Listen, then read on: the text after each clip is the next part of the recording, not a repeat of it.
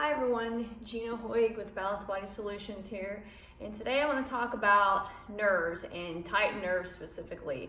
I personally have had really tight nerves my entire life.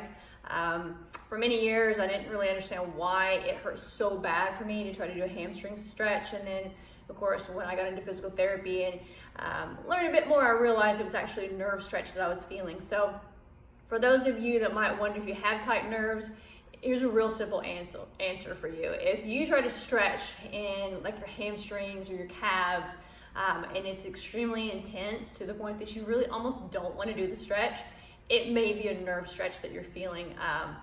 Also, it might feel kind of like a burning sensation, maybe even a little bit of kind of a numbness, tingling that you might feel too.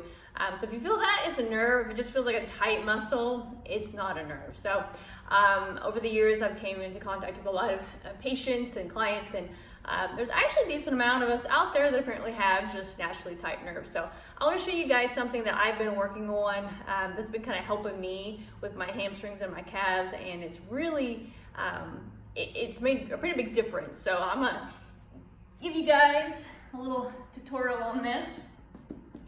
So here lately, I've been a little better at touching my toes, but for me, this is pretty normal. Right here, I'm already starting to feel a pretty intense, kind of a burny feeling in my calves, especially if I kind of pump here. It gets pretty intense, but this is actually where we're gonna start with this stretch. So I'm not gonna have you like just try to touch your toes. We're just gonna find kind of a comfortable position up tall here, and then just gonna kind of pump right through here and see how that feels.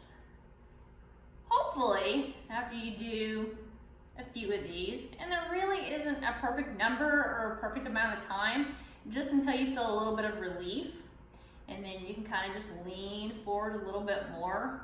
So I'm doing this completely cold, so this is a good example of what this is going to be like for you guys. I did not warm up with this at all.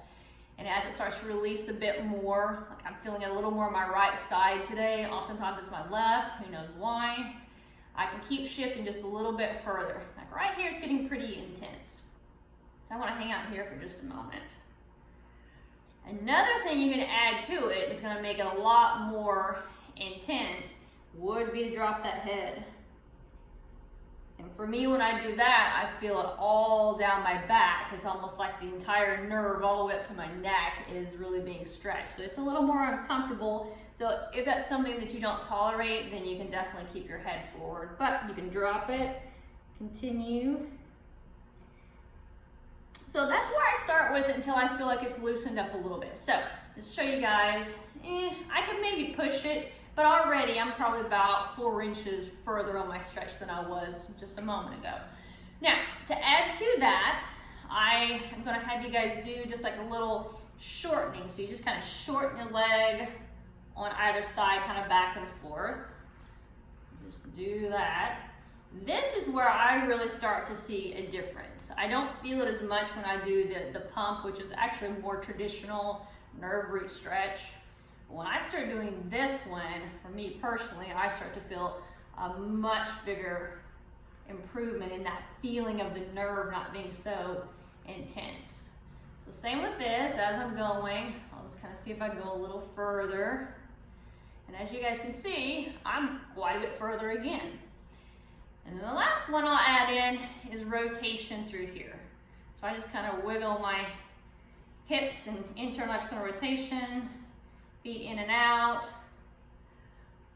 And then on this one, same thing. I just kind of see if I can get further and further. And honestly, there's always a chance of kind of aggravating the nerve if you overstretch it. I personally haven't had that happen. But if you do, then it's probably a pretty good sign that you stretch the nerve just a little bit too much. So this isn't something you have to like really make yourself grimace because you're making it so uncomfortable. You don't have to do that. So as I'm doing this one, this is another one that I just feel like makes a huge, huge difference. So let's see where I'm at. It's pretty uncomfortable, but I can actually touch my toes just after a few things. So that's a great little routine for those of you that might have some tight nerves, specifically the sciatic nerve, and I hope that helps.